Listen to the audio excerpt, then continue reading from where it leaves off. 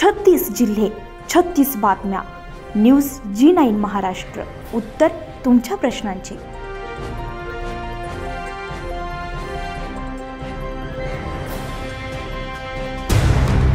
बऱ्याच वर्षांपासून रखडत पडलेले जामशेत धरणाचे काम आणि अंतिम मंजुरी अखेर माजी आमदार JP गावित यांच्या प्रयत्नातून मिळाली आहे. माजी आमदार JP गावित यांनी 21 फेब्रुवारीपासून गाव ते जिल्हा असा लाँग मार्च आयोजित केला होता.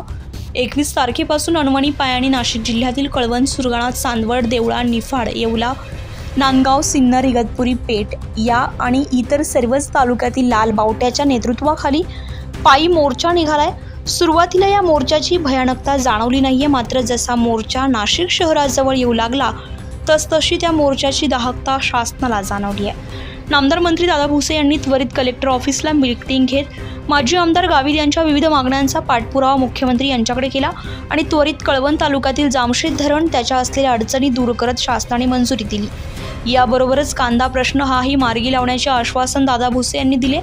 मात्र JP गावित यांनी मागचा अनुभव पाहता आम्ही त्वरित माघार घेणार नाही, ठोस निर्णय झाल्याशिवाय यापुढे कोणतीही माघार होणार नसून याउलट जोपर्यंत सर्वच मागण्या मान्य होत नाही तोपर्यंत नाशिक शहरात महामुक्काम ठोकला जाईल असा इशाराही गावित यांनी शासनाला दिलाय. वन अतिक्रमणाचा वर्षानुवर्ष अटकळत राहिलेला प्रश्न, 75 वर्षांपूर्वीचे पुरावे, घरकुल योजनेची थांबलेली अंमलबजावणी, शबरीमधून लोकांना नवीन घरकुल मिळावे, कांदा हमीभाव मिळावा या आणि इतर अनेक मागण्या घेऊन गावित साहेबांच्या नेतृत्वाखाली हा मोर्चा खेड्यापाड्यातून 21 तारखेपासून आज नाशिक शहरात येऊन धडकलाय. आता यापुढे काय होतं हा येणारा पुढील काळच ठरवेल. गावापासून हा निघालेला पायी लॉंग मार्च यांच्यासोबत आहोत. आपल्यासोबत आहेत पेठचे माजी सभापती महेश टोपले यांना आपण विचारतोय या मोर्चाच्या प्रमुख नेमकी मागण्या काय आहेत. प्रथमतः सर्वांना लाल सलाम. खरं तर गेल्या 4-5 वर्षापासून लॉंग मार्चच्या माध्यमातून आणि खंबीर नेतृत्व महाराष्ट्राचं सन्मानित आमदार JP गावित साहेबांच्या नेतृत्वाखाली हा महामोर्चा आणि अमरण उपोषणासाठी आपण जिल्हा कार्यालयावर जातो आहोत. सरकारचं डोकं ठिकाणावर हे आज आम्ही स्पष्ट मागच्या वेळेस सांगितलं, आताही सांगतो आहे. प्रमुख मागण्या साहेबांच्या आणि ह्या तमाम सर्व आदिवासी बांधवांच्या, वनपट्टेदारांच्या प्रथम मागण्या आहेत की आमचं जमीन जंगल आमचं हक्काचं असताना आम्ही सरकारचं काही मागत नाही आहे, आम्ही आमचं मागतो आहे. आणि म्हणून जमीन जंगल आमच्या ताब्यामध्ये 4 हेक्टर जागा आहे, ती जागा आमच्या ताब्यात जेवढी आहे तेवढी टेबल मोजणी प्रमाणे मोजणी करून दिली पाहिजे. नंबर 2ची गोष्ट आहे की आमच्या ज्या गव्हर्नमेंट फॅसिलिटी आहेत, योजना आहे, त्या योजनेची अंमलबजावणी ही समाजापर्यंत झाली पाहिजे. 7/12 सरकारने बनवला, परंतु पोटखिर्दमध्ये त्यांनी पोट खराब असं म्हटलं आणि शासन दरबारी त्यांनी महाराष्ट्र शासन कब्जेदार म्हटलेलं आहे. शेवटी आमच्या हक्कामध्ये किंवा आमच्या ताब्यात असलेली जागा जेवढी आहे ती आमच्या हक्काची आहे आणि ती आम्हाला मिळली पाहिजे. दुसरं आहे जुनी पेन्शन, एकच मिशन जुनी पेन्शन.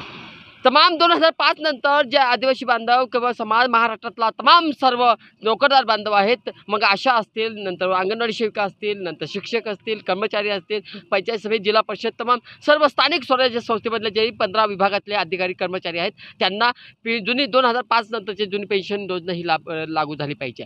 आणि म्हणून आज या प्रमुख मागण्या घेऊन आम्ही सरकारपर्यंत जात आहोत आणि आमचे नेतृत्व JP गावित साहेब आम्हाला मार्गदर्शन करतील त्या पद्धतीने आम्ही जाणार. आम्ही थांबणार नाही. आमचा हा लॉंग मार्च गेल्या 3 दिवसापासून चालू आहे.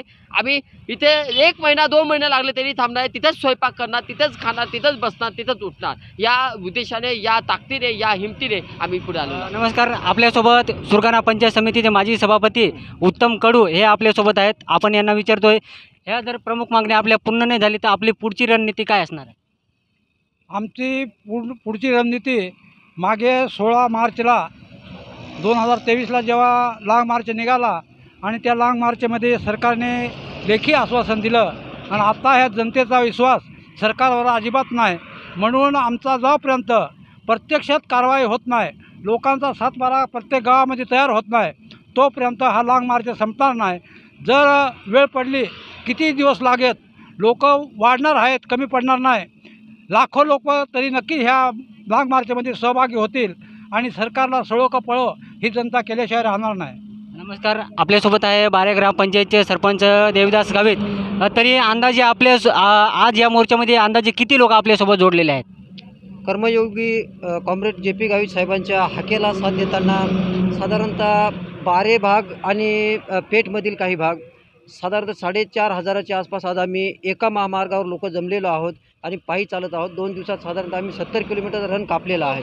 असे नाशिकमध्ये 7 महामार्ग येतात आणि 7ही महामार्गांवर साधारणतः 3,500-3,500 लोकांचा जथ्था हा पायी चाललेला आहे आणि साधारण 26 तारखेपर्यंत नाशिकमध्ये 35,000 ते 40,000 लोक नक्की जमणार आणि आम्ही 2 दिवसात 70 किलोमीटर चालू शकतो. तर मुंबई काय आमच्यासाठी खूप जास्त लांब नाही. 6 दिवसात आम्ही मुंबई पण काढू शकतो साहेबांचा आदेश आला तर. आणि त्यामुळं शासनाने योग्य तो निर्णय घेऊन गावित साहेबांच्या चर्चेत सहभागी करून गावित साहेबांना आणि योग्य तो न्याय द्यावा ही विनंती. नमस्कार, आपण बघू शकता हा मार्क्सवादी कम्युनिस्ट पक्षाचा हा जो जथ्था आपल्यासमोर दिसतोय आपल्याला. एवढे हे लोक पायी पायी आज समजायचं चाललेले आहेत. तर हा जो पूर्णच्या पूर्ण जथ्था आहे हा पूर्ण नाशिक मार्क्सवादी कम्युनिस्ट पक्षाचा आहे आणि हा कलेक्टर ऑफिसपर्यंत नाशिक येथे जाणार आहे. आणि काही नवीन विषय आता आलेला आहे. तर याचं तातडीने बैठक घेऊन गावित साहेब आणि त्यांच्या सर्व सहकाऱ्यांचं समाधान होईल, त्याच्यात मार्ग निघेल, त्या विषयाची अंमलबजावणी होईल असं निर्णय आम्ही त्या ठिकाणी करतो.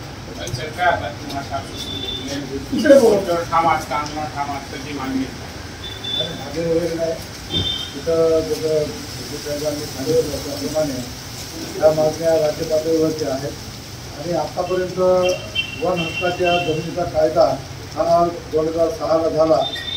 8 पासून अंमलबजावणी झाली. 2024 साल उजाडलं तर त्या कायद्याची अंमलबजावणी झाली नाही. त्याच्यावरती मागच्या मोर्चामध्ये सरकारने कमिटी केली पण त्या कमिटीची राधाकृष्ण विखे पाटील हे चेअरमन होते. एकही बैठक घेतली नाही. तर सरकारची भूमिका जी आहे अत्यंत उदासीनतेची आहे आणि हा प्रश्न जो आहे हा सामान्य लोकांचा प्रश्न आहे. त्याच्यामुळं सरकारचं त्याच्याकडे लक्ष नाही.